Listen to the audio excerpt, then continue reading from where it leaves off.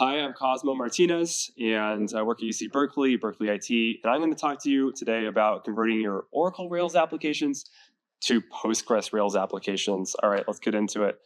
This is essentially just an extract, transform, and load process. So, of course, there's a little bit of pre-work that you have to do. One, you got to switch out your driver gems and use PG instead of OCI. You've got to update your schema and migrations to make sure you're using the right buckets for all your data. You might need to change like, for instance, integers don't have limits anymore. Only strings do. First, test out your app with no data, make sure it boots up all right, and then try putting some data in there and seeing how it works. You'll find a lot of errors that way. And then do it all over again for production. So first step, you need to extract your data. And this is going to be in your models, your join tables, and then other external tables. You have to figure out a plan for that. Like maybe you're going to use Oracle Foreign Data Wrapper, which is a Postgres extension that lets you to connect to Oracle from a Postgres database. So this is an example model table, and we've got some binary data, we've got some strings, some dates, some numbers. We're going to have to get all that in the same way, in the same form to our Postgres database without any losses. So one thing you can do is you can use Ruby to do that, which is awesome. So you got to make sure that your data is in the right format for Postgres after it comes out of Oracle. And you got to change raw queries in your application wherever you're using raw queries that talk to the Oracle database and PL SQL. Change that to PG SQL. And then step 3, you want to load the data. So that means taking it up, taking it out, and creating objects and inserting them. Performing any appropriate reorganization. Maybe you found out maybe it's not a good idea to store that big blob in a byte A column. Maybe you should use the active storage attachment. So that's the time that you would do that. And then update your sequences so you don't have any conflicts. And then I just want to remind everyone, all data is serial. This might be a picture of a cat, but in reality, it's a 16-page essay in binary.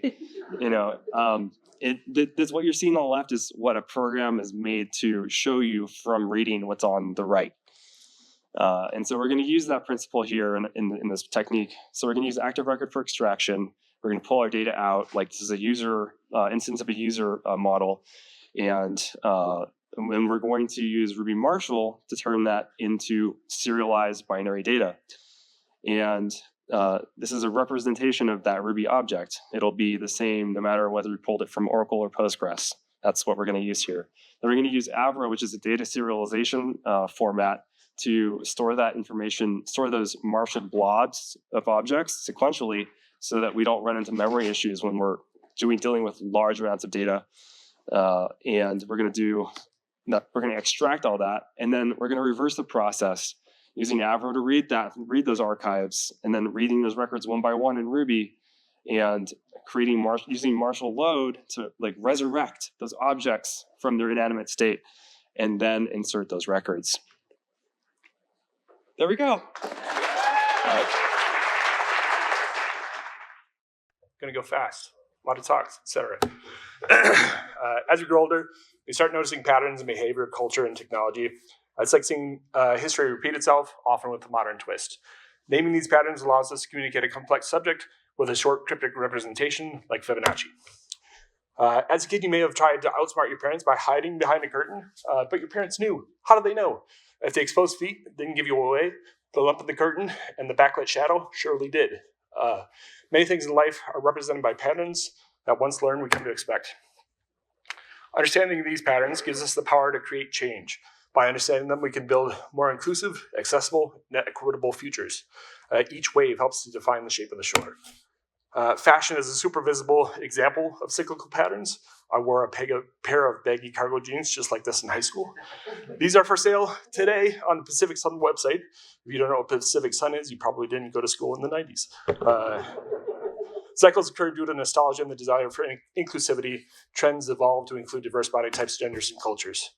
Another example of this is comedy. It's challenged norms throughout history, often moving from controversial to mainstream. Lenny Bruce in the 50s and 60s pushed boundaries on taboo subjects, got arrested for obscenity. His obscenity was making fun of the Catholic Church. something that seems like a national pastime these days.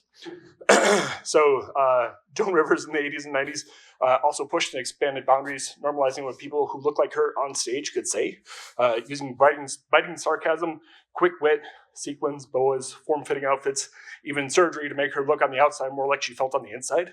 If we fast forward from the 90s to the future, what might that look like? Oh wait, we're here, right? So I think today drag performers continue this cycle, pushing societal norms and advocating for LGBT those rights. The cycles that preceded them made it possible for these performers to succeed, and I posit that we'll look back in the future and think about these folks the same way. We're at this technology conference, though. Let's talk about technology, tablets. Who remembers the first commercially available tablet? Anyone? You shout it out. Of course, I'm talking about 1989's GridPad, which was very expensive, had the option of 1 or 2 mega of memory, and battery life was around an hour, from what I told. I never worked with one myself. Another example, evolution of communication technology. So cave paintings are the original point-to-point communication. You would go to that point and you would point at it. Eventually paper and printing, whatever. We're in Colorado, let's jump ahead to the Pony Express. You're able to take a rich, full document and communicate that over point-to-point. Pony. I don't have much time. 50 years, 70 years, 140 years, how long did the Pony Express last? 18 months, that's right. And the reason that it is no longer is because the railroad was coming through, and alongside the railroad were transmission lines, which allowed instant communication, instant messages, maybe? Brief messages that were simple representations of complex messages. And then eventually we use those same networks for phone communication, which allow you to hear people, vocal intonations, so back to rich messaging. And then eventually we got these things. Everybody have a page boy? Just me? All right, old. This literally had one message, which was, you have messages, go check them. Eventually it evolved to include LCD displays capable of displaying short cryptic messages of text. We call them text messages. And then eventually we got those on the phone alongside the rich communication of voice. This is the first Nokia phone that had an LCD screen. Does anybody know what the first message was? Merry Christmas. And then eventually we use those same patterns to get Twitter, which short cryptic messages, anybody? Which was text only at the time. Now it's evolved to include all sorts of media, live fascism and whatnot. So these cycles are very human, and that's probably because they are based on patterns we as humans recognize in them. From early adoption to, from birth to adoption, like the GridPad, to maturation, they become essential, like today's iPad. And then eventual decline when technologies age, they give way to new innovations. By recognizing these stages, we can better understand where we are within the cycle. Learn from the past, build the future.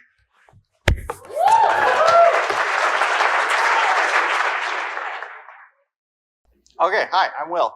I'm the CTO with Brand New Box. You might want to set some context for this talk, which is just about Brand New Box. We are a small Rails agency. There's just 8 of us. We are completely remote, and that means that today we are based in, this is not going to work because I'm on a different screen. Today we are based in central Kansas. Well, that kind of makes sense. We're kind of a remote company. So it turns out if you distribute people across the US, you get Kansas for the center. The other thing about Brand New Box is we manage about 50 Rails apps in production across 35 different repos. And that's kind of a difficult thing.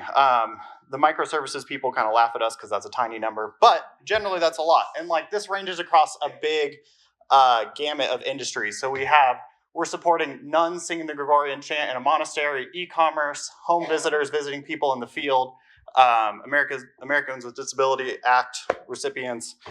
And the thing that these people all have in common is none of them are tech companies. So they don't want to manage their application.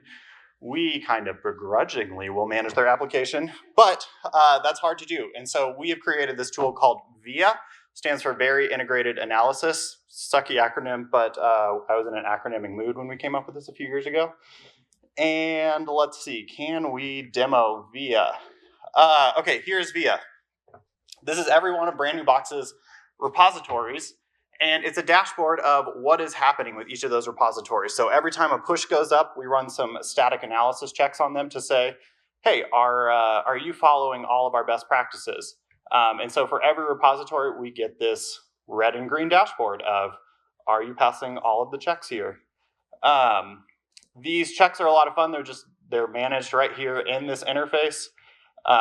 You can see all of them here. So for instance, I heard that I should install Honeybadger at this thing. So if I want to say, figure out across my entire suite of applications, this is hard to do far away, but there's just a little, this is the Ruby part of it. There's a little Ruby DSL here that will tell you that you're able to configure. Sorry. Oh, okay. I just really want to typing. Yeah, I should make this bigger. But yeah, do we have the Honeybadger gem installed? I think I can do that present. I don't really remember. Actually, let me make sure let's go ahead and fail that if it's not the case. So now we've got a new check. We need to see how that's going to operate across all of our repositories. So this is our health check dashboard. And it's now going to start running all of our checks against every single one of our repositories. That's obviously kind of where did Honeybadger go? Oh, it hasn't been run yet. Oh no, I've done the wrong thing. We're all good, we're all good. These checks are organized into a suite of checks. So I need to come in here. We're going to put this right next to the Sentry check, which is kind of awkward.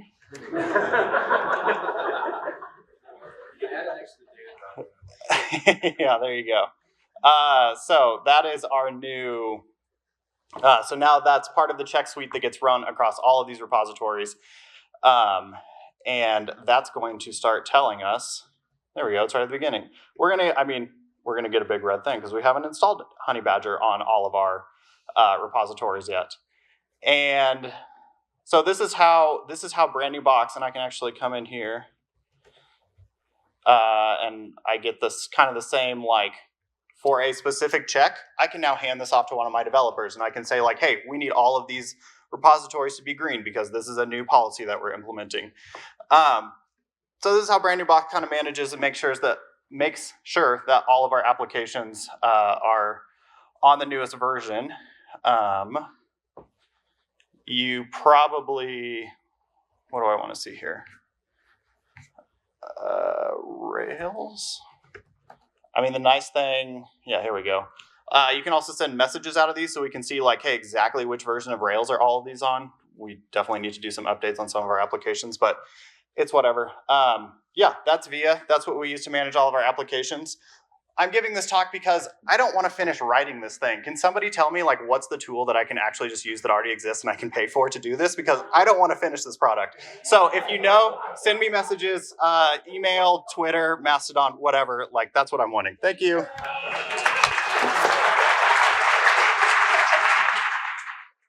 I'm TJ. I've been using Ruby at work for a living since 1995. Yes, 1995. Haven't been to one of these Ruby conferences in a long time until RubyConf this year. I did go to that one again. My really good friend Jeremy gave a talk there, and I heard of someone talk about Rhoda here, which is cool. I love this conference. It seems like everyone's not talking about Rails, which when I tell someone I do Ruby and they say Rails, I go, no, I don't do Rails. I've never done Rails. I started Ruby because I was doing systems administration and I didn't like Perl. And my friend who lived in Japan found this brand new language, Ruby. It was like, it kind of does all the same stuff Perl doesn't. So I got in on it. I didn't care it was slow. Perl was slow. None of that mattered at the time. None of the stuff where people say you shouldn't do Ruby mattered at that time. So I got in it. Okay, fast forward. We're a long time later. I'm trying to get under my 5 minutes. We're doing distributed stuff. Now, who here works with only one programming language at their job? Anybody? many microservices, you got things you talk to, things that want to talk to you, all this stuff. So you got JSON RPC, I can name a million things, and this is the ways that someone said you have to speak with this other thing. Found this deal about a year ago called Dapr, D-A-P-R, dapr.io. I don't have to show the slide for you to remember dapr.io. Look it up. It's got 13 components made for distributed systems. You've got a distributed lock, you've got PubSub, you've got all of these things. And all you have to do as an application developer is just sign up. I want Dapr. And then you say, I'm going to use this PubSub for this thing. I was going to show you 2 or 3 lines of Ruby that gave you a distributed lock, but if I say 2 or 3 lines of Ruby, you know what I mean. It's that easy. For all of the things that you might, not all of the things, but it's got 13 components. The thing is, a year ago when I got into it, I'm like, this is great. And we use Go and we use a few other languages at work. It didn't have a Ruby SDK, so fuck. And I'd only gotten back into Ruby because I'd been doing DevOps and all that infrastructure side of thing for a while. So I wrote my first gem about a year ago, the Dapr Ruby gem for the Dapr Ruby client. We now have a Dapr Ruby SDK. I need help. I've got 3 of the 13 components done. Please help. Please help build this Dapr Ruby out because it's great. All these other languages can talk to it just as simply. And you don't have to worry about whether you're talking to Go or this thing, or whether you want to propose an API or a contract. It uses a cloud event, which that's your contract for talking to everything else. Really good. It's got a spec all on its own, and many things use it. Go for it. Take a look at Dapr. It's worth it. And if you want to do Dapr and work on this thing, Prize Picks, the company I work for, definitely hiring for this thing right now. So that's it.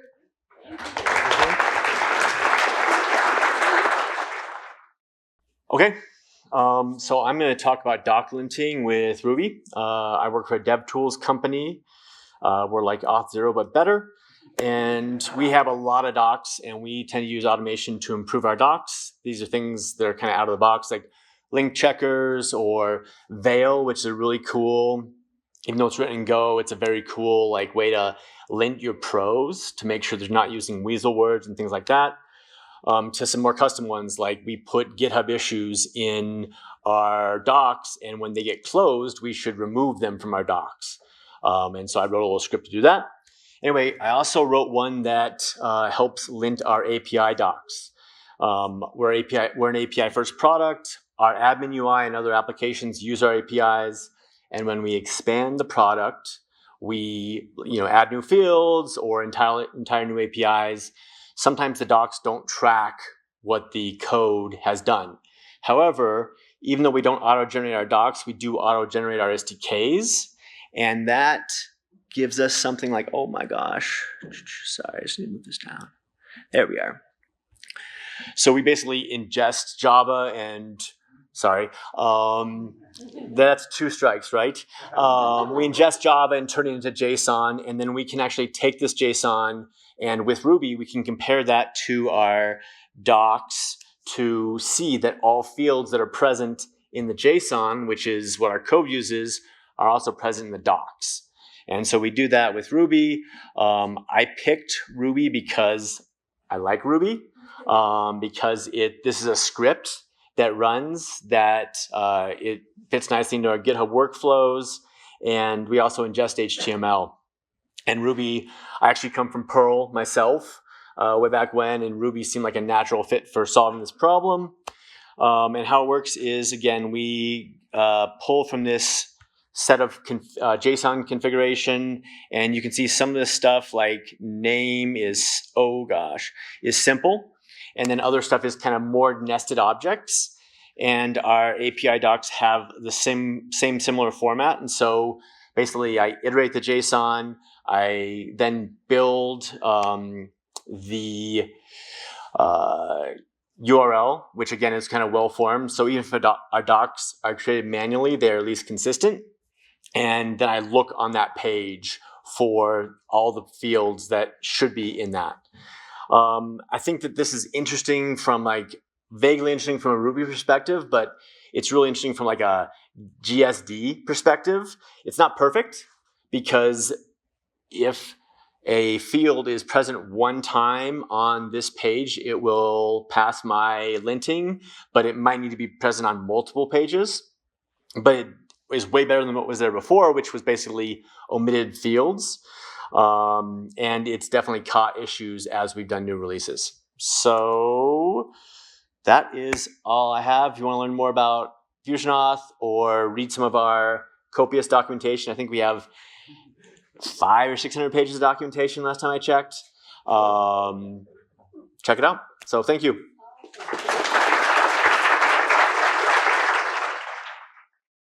All right, so since TJ did not want to talk about Rails, I'll talk about Rails.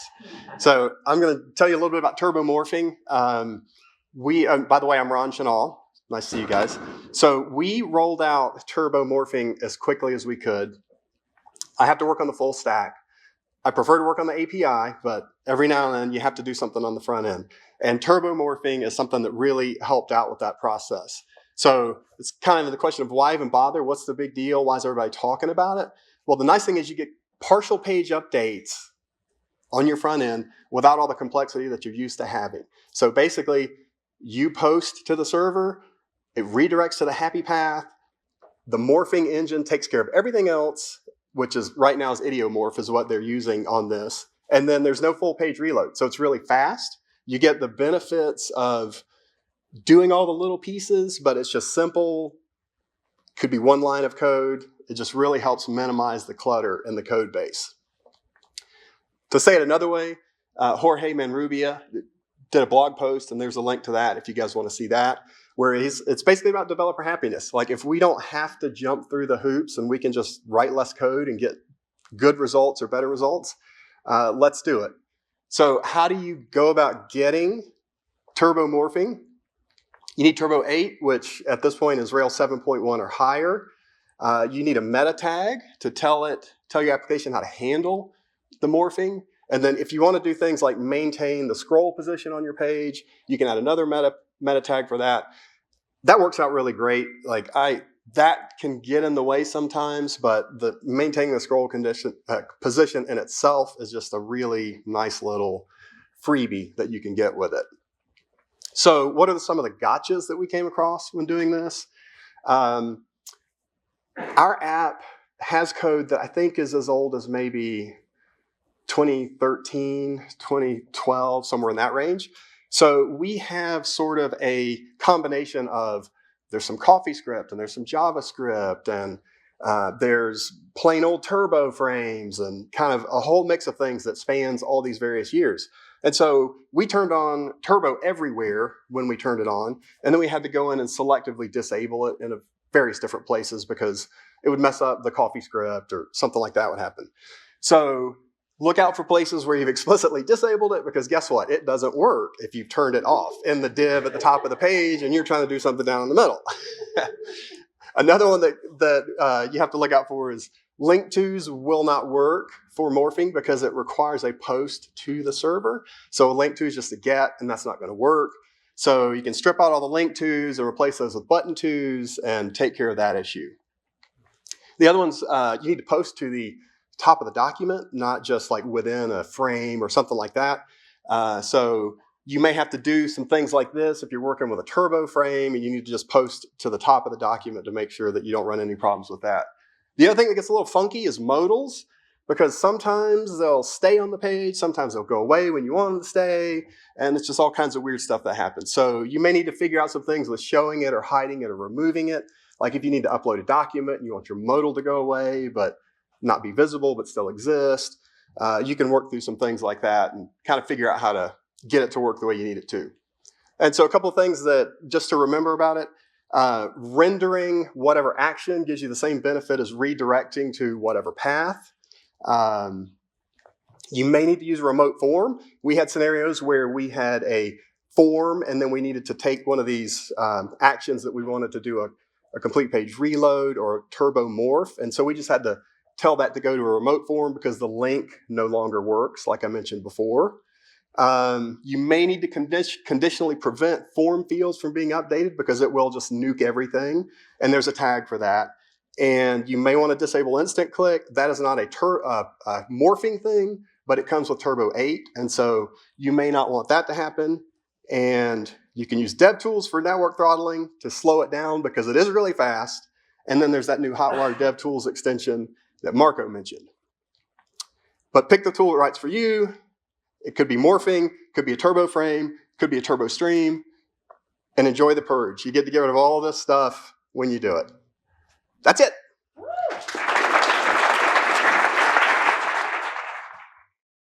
I'm Dan Fitzpatrick. I wrote this framework called Wax, which I've been using for a long, long time. Anyway, it's nothing against Rails, but I don't like Rails. No offense to all you people who love Rails. So this is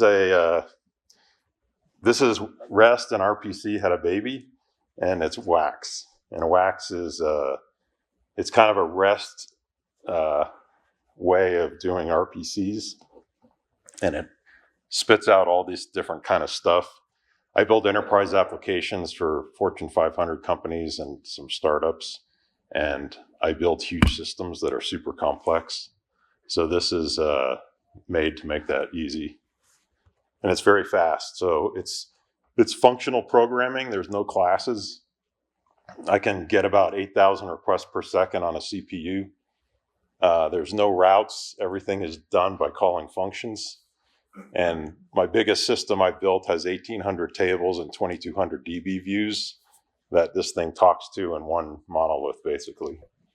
It's very easy to maintain, and it includes a whole access control system. So basically, there's no classes. Like I said, you route to these runners, and a runner is just a hash, a description, access control, and then functions for all those different HTTP methods. So when you say get person list, there's a module, which is an app person. There's a list runner, and then there's a get method, which is an anonymous function. And you go get the data, and then you render it. And then this is a put. So you pass in, after the person record, you pass in 1, 2, 3, which maps to the ID down here. And then the key is the next thing. So it's basically you're calling functions with your URL. And then it has views, which are like, they basically map to database views and tables. They're not like Rails views. And then on your view, you list all the fields that are on your view. And you can just say, get the data from this view for this ID or this query or whatever. And it has these, you basically create a view, and all of this stuff is included automatically. If you want it to be, you got to say, display it as these different things. But it's basically for basic business applications. You can use it for blogs or whatever else you want. And anyway, that's Wax. Oh, I do want to throw this up. So this is how you do functional programming in Ruby. Instead of having a class, you just use modules. You extend self, and then you define your functions. And then down here, you basically just say fruit.getTo, and it calls that. So from anywhere in your app, you can just have the module is just a namespace. So you can have the same function names all over your app, but they're in a different namespace. And then with functional programming, I say fruit.eat, and it's something that came out of the fruit module, but I can also just pass in a hash because that's all it is. So you can use these functions all over your app, and they'll behave however you make your function app work. Anyway, that's Wax. So anyway, I just pushed up a new gem right before during lunch, so there you go. All right, my name is Ryan Stummel. I'm out of Turing 2102. So Turing's a great school, gave me a good start. I've been 3.5 years at a company called Software. This right here is my baby. His name is Jax. Any guesses of the breed? No, he's purebred. No, he's pink belly. 100% pink belly. It's I don't know if it's like an albino thing, but every day I kiss his little pink belly, and gives me a little bit of magic as I'm coding. Yeah. So this slide or this presentation isn't about my baby; it's about my children. So I'm 3.5 years out of Turing. Anybody want to take a guess? How many children? No. 300. Close. 1,018 children right now. 976 are in production. That's pretty impressive. That's 976 bugless children in production. There's a few that had bugs, but those were stepchildren, not actual children. So this is just an example of what it looks like when you look at our GitHub for our company, just a long list of my children. So 978 correction there. So I started thinking of my contributions as children because I noticed I had a few coworkers that had some pull requests and I wasn't sure if they were taking them seriously. So I tried to lay it out for them why I think you can think of it this way and you'll care a little bit more about your pull requests as they're making it through. So obviously the first step is conception, right? So there's a couple different reasons why you might start with a pull request. There's obviously a to-do list when you go to work. You might just have a good idea. You might have an itch that you want to scratch, or maybe you need to rebuttal a coworker and prove a point, right? So this is where they come from. The next phase is a secret. And I think anyone with children knows that there's a part where maybe you haven't released this work that you've put in for a child, right? So you're figuring out, is the code I'm working on, is it worthwhile? Does it make any sense? And then at some point you decide to have a reveal, right? So this is where you push your code up, and at this point it's time to drop your ego a little bit, right? You want your coworkers to take a look at this and give them as much feedback as possible, right? So stay humble and know that people are going to pick on your children a little bit, right? So it might be time to just listen to their criticism and move forward. So know that there are going to be obstacles, right? There's going to be obstacles. And the way that I approach the obstacles when people are dealing with my children is I like to hover, but also surrender. So by hovering, I'm kind of constantly responding. And if I have good feedback, I'll make those changes and then push that up. But at times, opinions are strong, and it really helps at times if you can surrender a little bit to those opinions, right?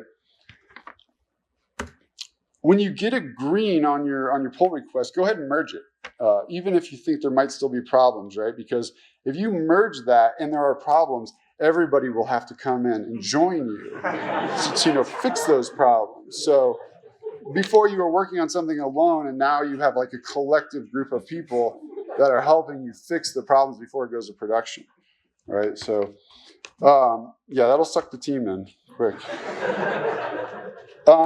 So in summary, just like raising children, it takes a village, right, to get pull requests into your code base, and you want everybody involved. Another suggestion is multiply your children, right? Don't put up a pull request with 20 commits, break that out into 20 children, and work really hard to get each one of those in. Because if your coworker can review something really fast, then you can get the green and just merge that. Another good point is you don't want to let your good commits suffer from your bad commits. This has happened to me often early in my career. I have a commit that nobody's objecting to. It looks really good, and I'd love to see that get into the code base. But because the commit right after is terrible, that PR will sit up, for a while. So create as many as possible and do whatever you can to get them into production. So thank you.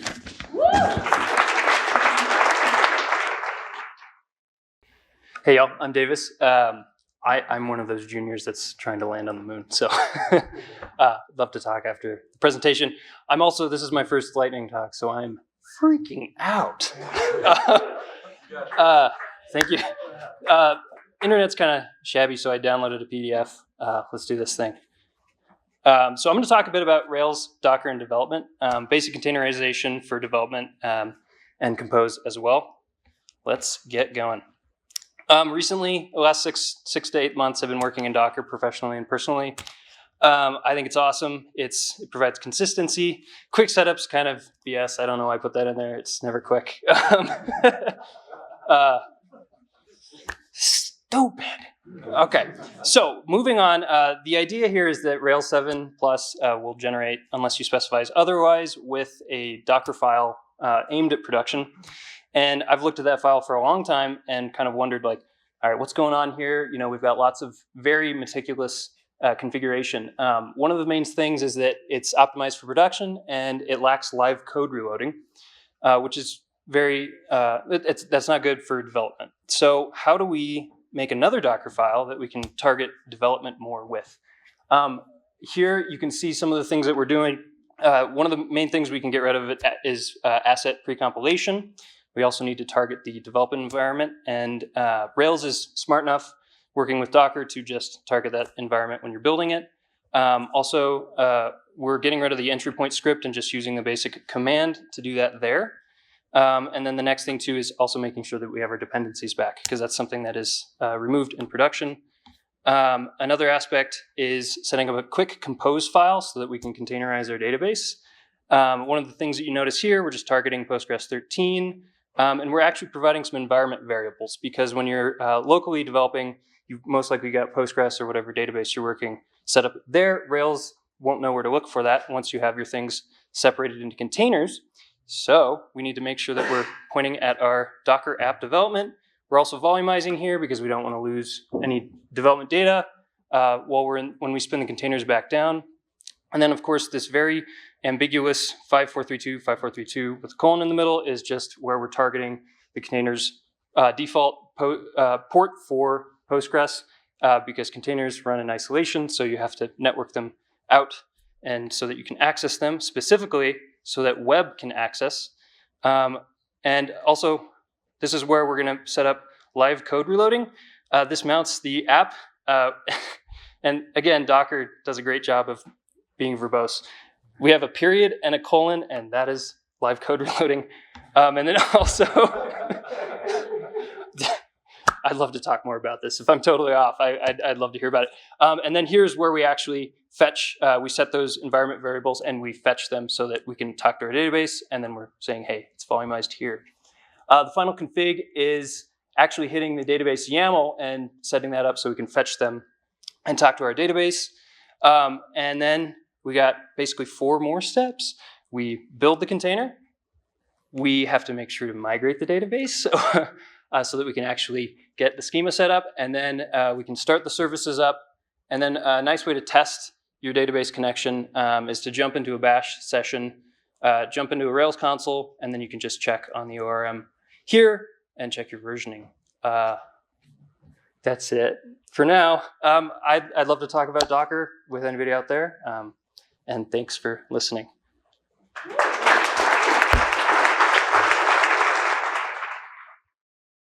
All right, working with legacy code. So one of my favorite books, especially when I want some light reading, is Working Effectively with Legacy Code by Michael Feathers. This book was mentioned by Alan and Fido yesterday, so I'm glad I'm not the only fan. So just want to talk a little bit about working with legacy code. First question, what is legacy code? Code of content. Yeah, all those are pretty right. My favorite definition is code you wrote yesterday. So we all work with legacy code regardless of how greenfield your application is.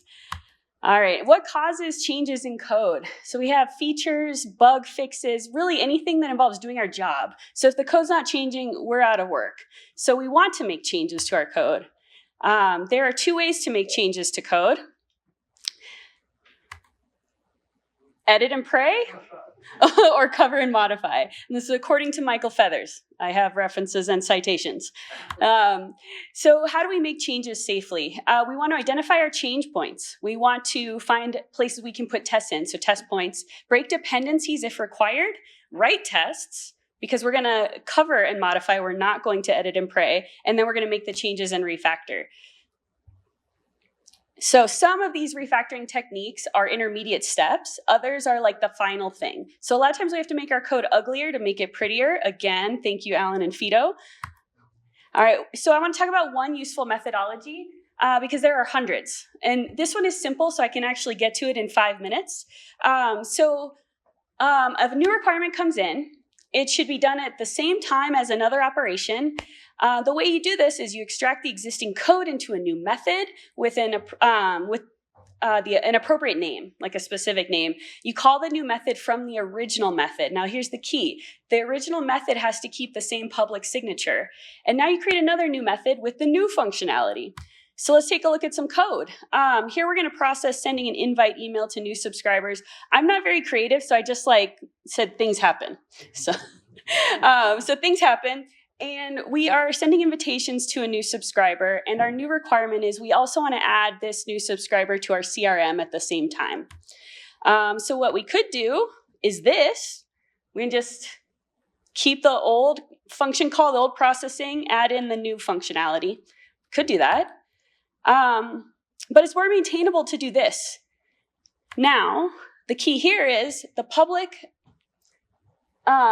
signature has stayed the same. We have, I can't even see, I need glasses. All right, we've extracted the original functionality into a new method. We're calling that new method from the original. And now the new functionality is in another method that we are also calling from the original method. So anyone who is calling into this method, nothing has to change. So we don't risk runtime bugs in production because we haven't changed anything with the external API of this function call. Also, don't forget to add or modify tests in order to match. I can only get to one. There are tons. There are so many, including how to manage classes that get too big. I've worked on 1,000-line controllers before. I don't know if you have. And so this is just one example, touching the surface. I hope you all buy this book. That's an Amazon link if you want to look it up. And we all work with legacy code, so let's have fun doing it. Thank you.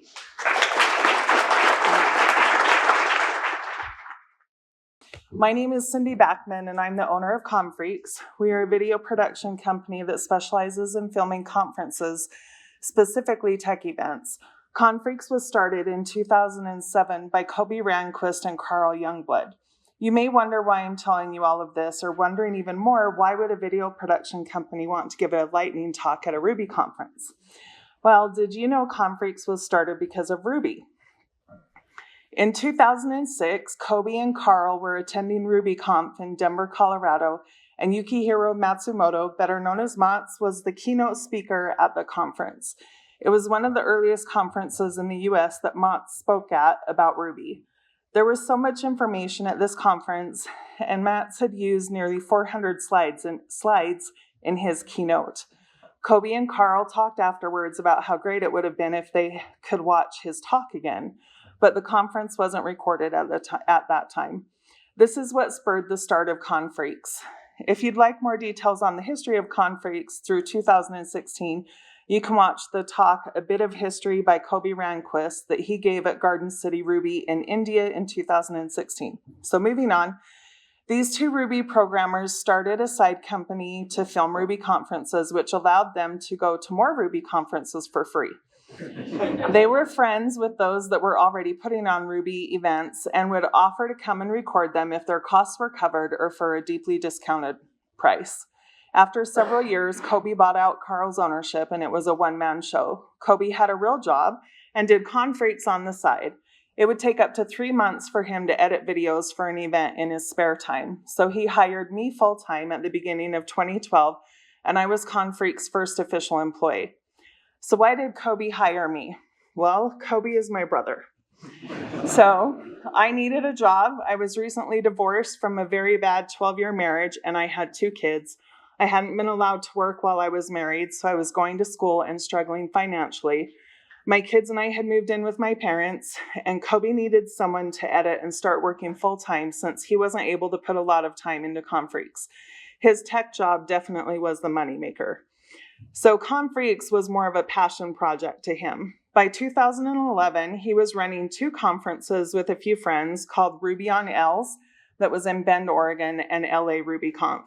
Kobe introduced me to a lot of people in the Ruby community. I got to know people like Aaron Patterson, Sandy Metz, Katrina Owens, Sarah May, Jim Wyrick, Ryan Davis, Jonan Scheffler, Jim Remsick, and many others. The Ruby community was really important to Kobe, and it became important to me. We didn't just film events for money. We filmed tech conferences because it meant something to us. We did many conferences for the cost of flight and hotel. We give discounts to conferences that agree to release the videos to the public for free on YouTube. It was important to Kobe that people in other countries and areas where they just couldn't afford to go to a conference could still have the opportunity to learn from these amazing events. In 2013, we filmed 23 conferences, and 13 of them were regional Ruby conferences. There was LA RubyConf, Ruby on Rails, Mountain West RubyConf, Midwest Ruby, Go Ruco, which was Gotham Ruby, Lone Star Ruby, Burlington Ruby, Madison Ruby, Rocky Mountain Ruby, Buffalo Ruby, Golden Gate Ruby, Cascade Ruby, and RubyConf. We grew and eventually had 4 full-time employees. Kobe stepped further away from Confreaks in 2015 and signed the paychecks as I took things over. By 2019, we were filming 30 plus conferences a year, and the largest conference we'd ever filmed happened that year. It was a 12-track conference in Nashville, Tennessee. At the end of the year in 2019, I bought Confreaks from Kobe. So January 1st of 2020, it was officially in my hands, and the pandemic hit. So I had to let my other employees go and was barely able to keep things going on my own through 2020 and 2021. Confreaks is up to filming 7 to 9 conferences a year, and I'm the one employee. I hire contract workers to help with larger conferences, and my hope over the next few years is to get back to where Confreaks was in 2019. My whole purpose with this lightning talk is that I want you to know that Confreaks isn't just a video production company. We are part of the Ruby community. We have filmed RubyConf since 2007 and RailsConf since 2012, except for this year's RailsConf because Detroit has the tightest union I've ever run into and we weren't allowed to film. So I did edit the union's filming though.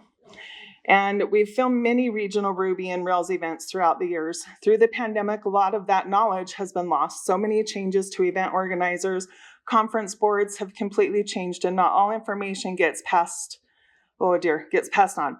These conferences are important to me, just as they were to my brother. From the perspective of someone that is on the outside, it's an amazing community to be a part of. I have filmed hundreds of tech conferences, and the Ruby community is my favorite. You are the kindest and most supportive community that I have seen. So if you see Confreaks at an event, come and say hi, ask questions. If you're a speaker, a volunteer, or an organizer, and you need help with something, come and ask. I really do want to help. Confreaks is on Twitter, YouTube, and Facebook, and I have stickers. Thanks.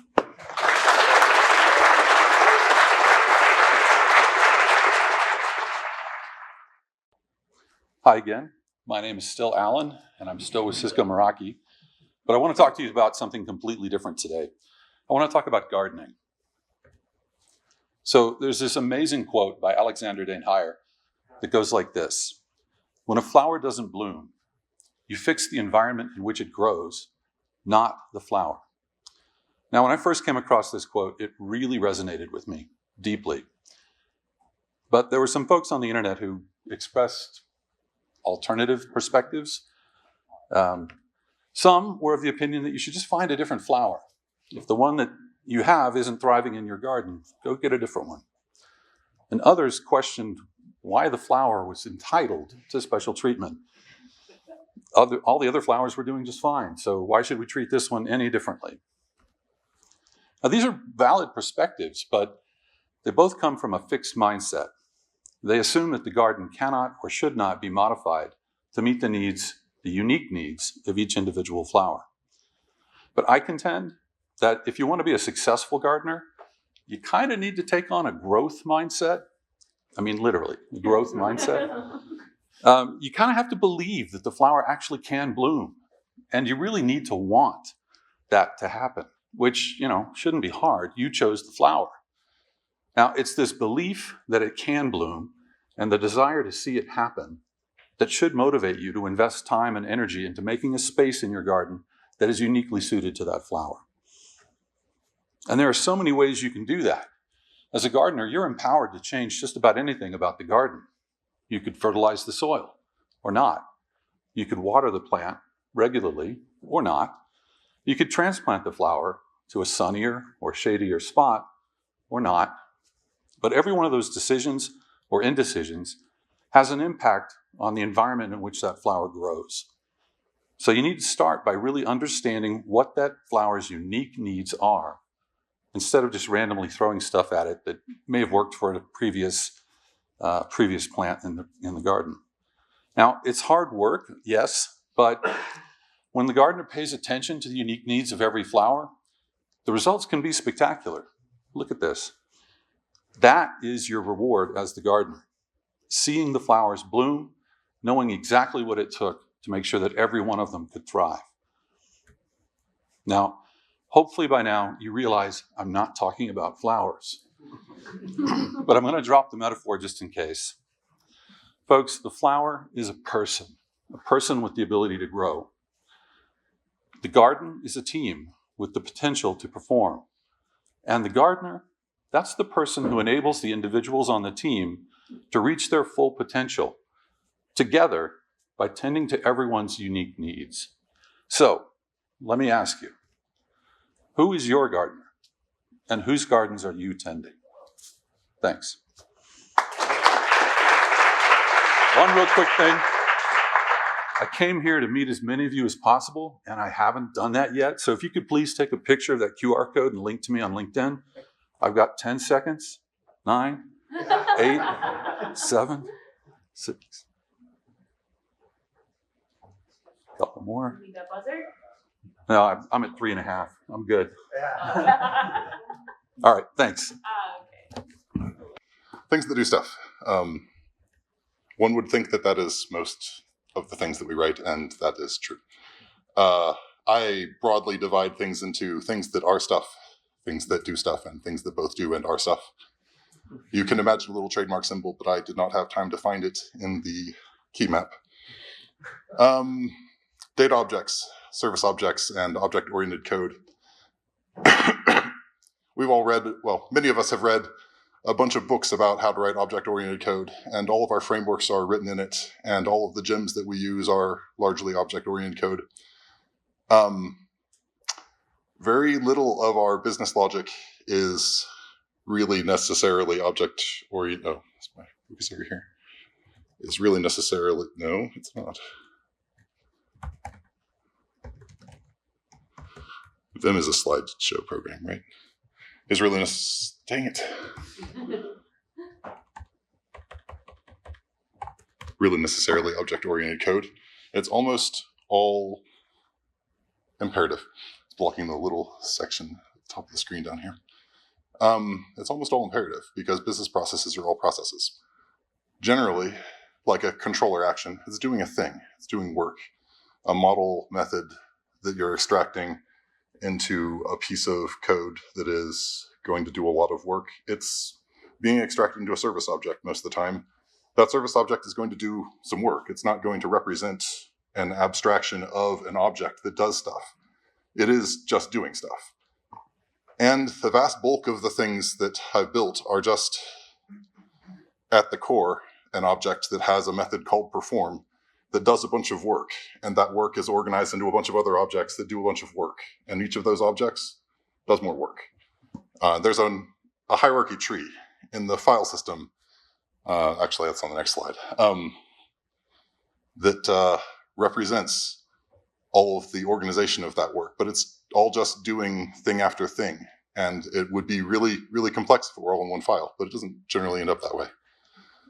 But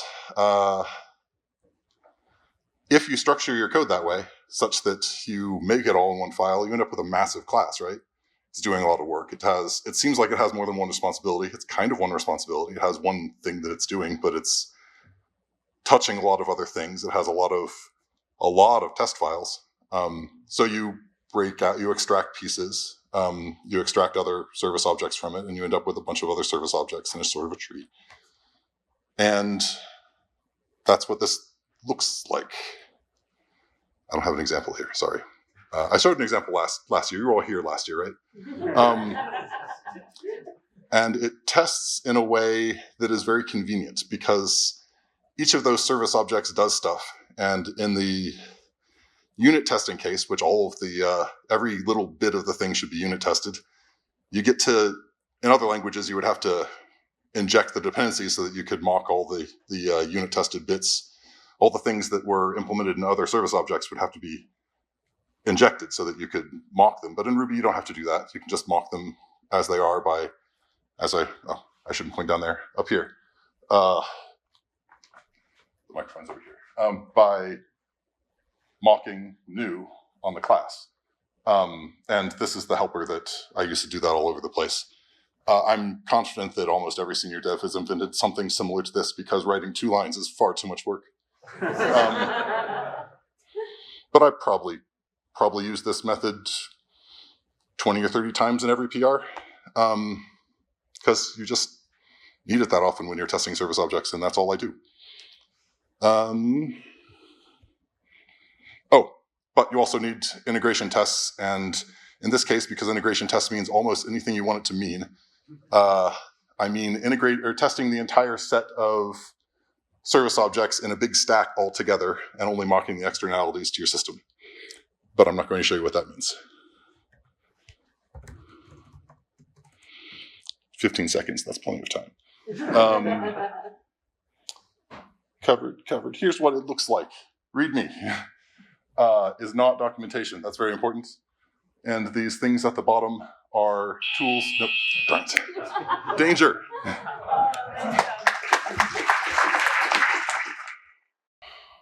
Jeez. Oh, okay, I'll just do it like this. Okay, so I'm Ben Oakes, and this talk is called Once Upon a Time in the Ruby Ecosystem. I'm Ben. I just co-founded a Rails consultancy with 2 friends. We specialize in staff augmentation and building applications from the ground up. You can feel free to get in touch. There's the email address. We're also building some experiments you can check at that website.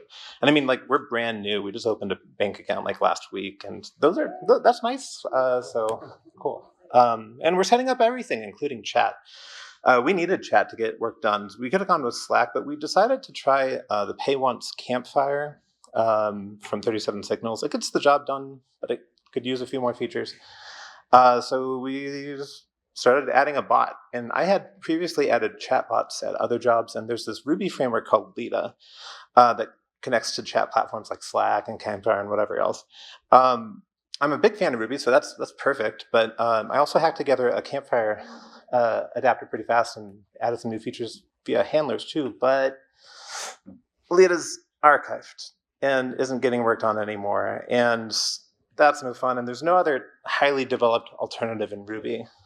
And a lot of companies still use Lita every day and are completely dependent on it in this, like right now in 2024. It works. It needs a couple changes to run on modern Ruby. But I think that's embarrassing for the Ruby community. You know, like, we have this abandoned project pattern that's getting more and more common in everything that we do.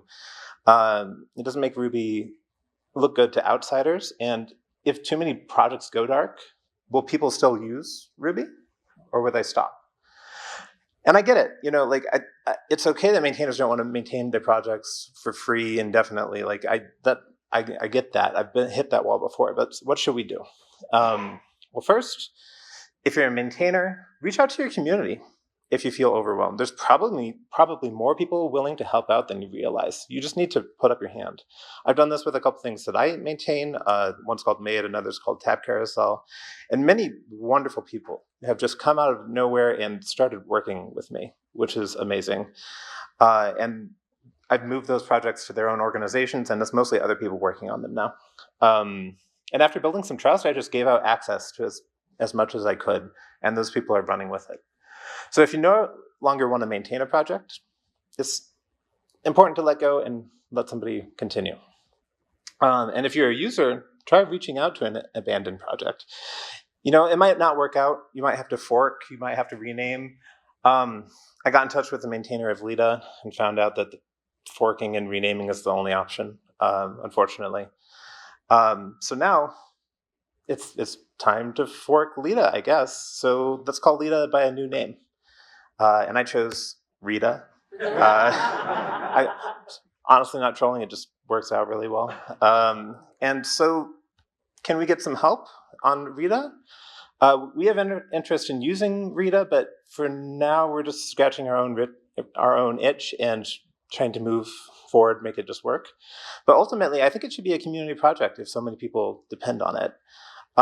So if you use Lita or are interested in having a chatbot in your chat room, can you help make Rita a reality? could you please get in touch? I already made this repo. It's blank, but you can look at it if you need to find information about us. And I've been learning a lot about how it works. So if you want some chatbot consulting, I can talk through that. We can work with you on that.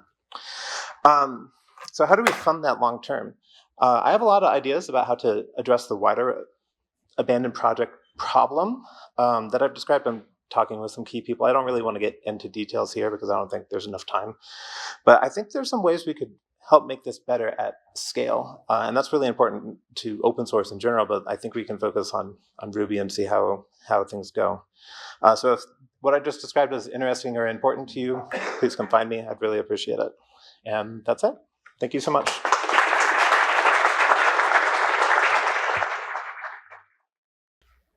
Okay, here we go. Working in specific technologies. So my name is Alberto, as you know. I mentioned yesterday I work for the government, and many of you asked me during the hallway and during lunch, how does it look working for the government, or how could I work for the government? So I got some feedback. So just a little bit of a story. I guess many of you mentioned during lunch, like healthcare.gov. So long story short, in October 2013, healthcare.gov launched, and it couldn't sustain the load, and it failed. It was in the news. It was everywhere. It was a big deal. It meant that people couldn't get access to healthcare, so it wasn't a trivial issue. So after that, an organization called the United States Digital Service was created. So in 2016, I had the opportunity to join the United States Digital Service, and that had basically steered my career into federal government for the past few years. So, but why did I do this, and why should I do it? Why should you do it? So I'm going to read this quote from Jennifer Polka, who's the founder of an organization called Code for America. This isn't our work. This is everyone's work, and it can be your work. You don't have to be a Steve Jobs figure in a black turtleneck to do innovation in government. You just have to have the guts to apply a different playbook. I think this speaks pretty clearly why it makes sense to have people from all ways of life working in government. So, anyone here's early career, like you're in college or just recent graduates? So I got some info for you. So if you're in college, there's an organization called Coding It Forward. It's kind of like a first of its kind program. It's for early career technologies to work in government. So if you're in college, university, you can participate in their fellowship program. And basically, you have a paid internship, and you go to work with local, state, or federal government agencies using the skill sets you possess and the ones you're learning. And then, if you recently graduated, though, there's still good news. So there's an organization called the U.S. Digital Corps. This organization lives out of the General Services Administration, and it's also for early career technologists. So it allows you to be hired as a fellow. You work for the federal government, you're sent to an agency, you work for 2 years over there in that agency, and the expectation is that the agency will hire you. And they're bringing like software engineers, data scientists, product managers, security engineers, and other roles. So let's say you're like past college, right? You have a work. So if you're mid-career, there's like 4 options. These 4 options I'm going to mention are what's called term limited, which means that you can work from 1 to 2 to 4 years generally. So first of all, you have Tech Congress. So have you ever dreamt of a Congress that works better for all of us, right? So if you do dream of that, so you can use your skill set, go there on a tour of duty, work for a couple years or months or whatever it is, and basically bring tech to the policymaking process. If not, you can become a technologies advisor across government agencies. You're sent to an agency as a Presidential Innovation Fellow. This is another program out of the General Services Administration. And you can bring your skills to basically work on hard problems across the federal government. Maybe you're looking for something that's 2 to 4 years, that maybe it's remote friendly. So you should join 18F. 18F is a team out of the General Services Administration too. And it brings technologies to work with the rest of the federal government and special projects and agencies. Or you can do a tour of duty at the United States Digital Service, the one I joined at the beginning that I mentioned. So you here come and work with a group of product managers, designers, bureaucracy hackers, engineers, and some of the hardest problems the government has. So there's also cool teams across the federal government. In the interest of time, I'm just going to give a shout out to my team, like the team at the Centers for Medicare. There's a digital service at CMS. There's another team at the Veterans Administration, the Department of Agriculture, and there's many teams across all of the federal government. There's also state government teams that are cool. So if you are from Colorado, like there's some great news. So there's a Colorado Digital Services. So imagine like the best Rubies in Colorado transforming the state. So you should apply. Maybe these government things, you say like, this is not for me. So there's also another option. You can just volunteer. There's the United States Digital Response. It's an organization that came up during the pandemic, and they bring volunteers for short periods of times to work like at all levels of the federal government. So what can you do?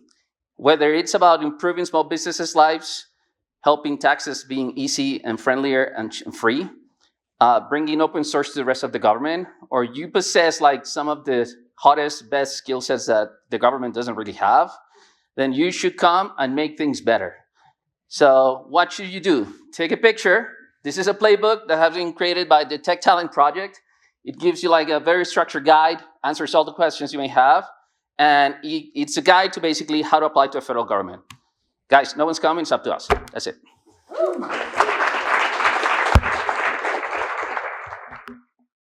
All right, my name is Warren. I am a developer. I work in Ruby, and like all of us. He's gonna hit the button. Yep. Today I'm going to be talking about how to shoot yourself in the foot with Active Record.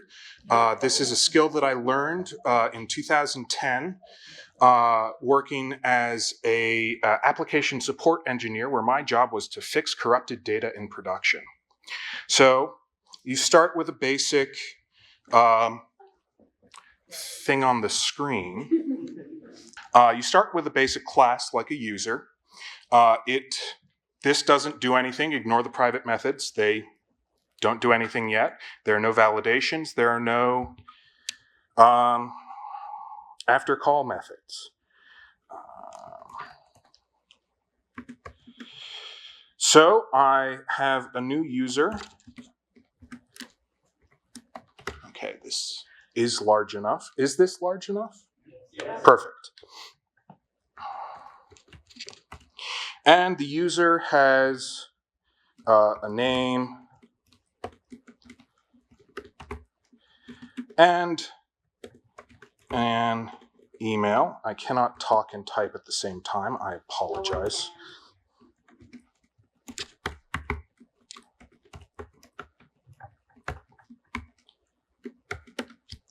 All right, so I successfully made the user.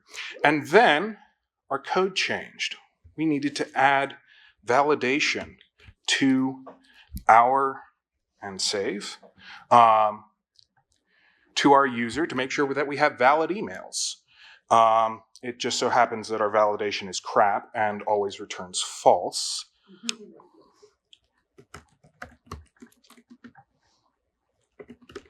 And I need to change this user's email.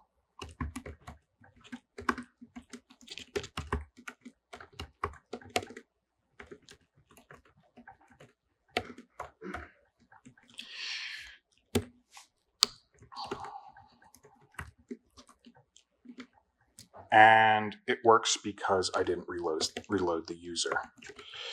I tested this last night. Took me 15 minutes. I'm glad I tested it because that's more than 5.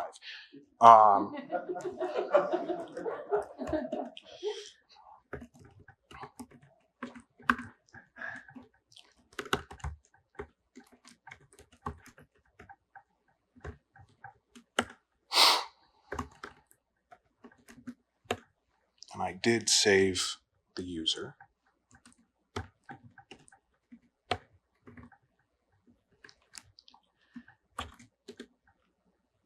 And it succeeds, of course. Nothing like live coding, live demos. So we reload the console. It's been a while.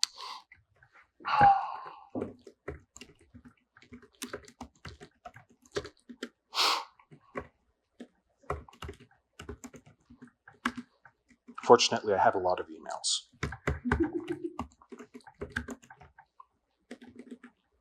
I mean, it doesn't matter because my validation is crap. Aha, it's an invalid email. And now I also cannot change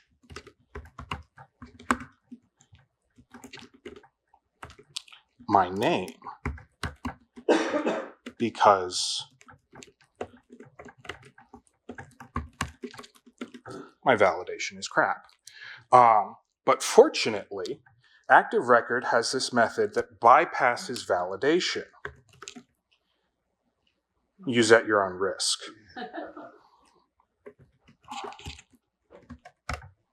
And that is update column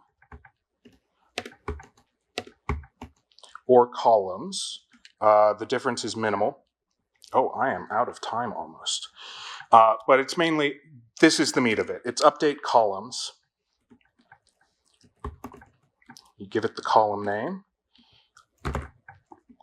and the value, and it updates it for you. It doesn't care what your validations are. It also bypasses your after save or anything else. So if you want to completely corrupt your database, use update columns. And if that doesn't work, I don't quite have time for it, but it's called find by SQL, and you can drop your table.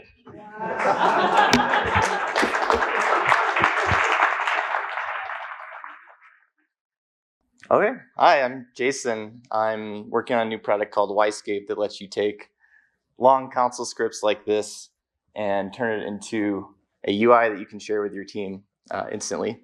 And I want to talk about how I used Active Model to build a dynamic form to power this UI. And you all should use Active Model more, will be the takeaway. So Active Model is one of the 12, 13 core Rails gems now. It's included by an Active Record by default, and it does all the stuff that doesn't involve connecting to the database. So very basic usage is like using it as a form object. So a lot of times you might have like a registration form that has things that need to be saved into multiple models, but you want to keep your code simple and have the controller and view only see that as a single model and just have the backend write it to multiple models. So you can do something like shown here. So yeah, that was just the example of a plain old Ruby object. Is not much different from a basic Active Model on line, just add the include on line 13. And then you get something that looks very similar but has a lot of methods included in it from that module. So you get validations, errors, the attributes like mass assignment methods, things like that. And so you can use that to make a form object. And I always like to put these in the app models directory. I know the couple talks ago about all the services and things like that. I guess the apps I work on aren't that complicated where we need that level, but it's nice to be able to have something that's not saved to the database in the models directory for representing things. So how do I make this, and how do I make the dynamic forms like I showed you with fun Ruby metaprogramming is where we're gonna go next. So for Yscape, the user provides a parameter definition. We can't quite make these automatic yet, but you define the name of the input fields, the types, whether they're required or not. You can provide default values. And then at runtime, we use Ruby's metaprogramming to create a new class for that specific form. So the task is the thing that the user's creating, and then they define all the parameters. And when we want to then run the task, the dynamic class is created. It includes Active Model, also adds Active Model attributes, which is like a strongly typed version of the basic Active Model, and the serialization helpers, so we can save this back to a JSON object in our database. I then iterate over all the parameters dynamically, defining class attributes, or calling class methods to define attributes based on the configuration. And then add there's some other required methods to make this work, like the model name. And then I can use my new form model in the controller just like I would use any other Rails model. And in the view, I just have to do conditional dispatch based on the type of parameter that I want to display a field for. And we get this fun attribute names method, which plugs right into strong parameters. And I now have a dynamic field form controller in Rails. So that's my talk. If you want to learn more about Yscape, check out yscape.dev or reach out to me.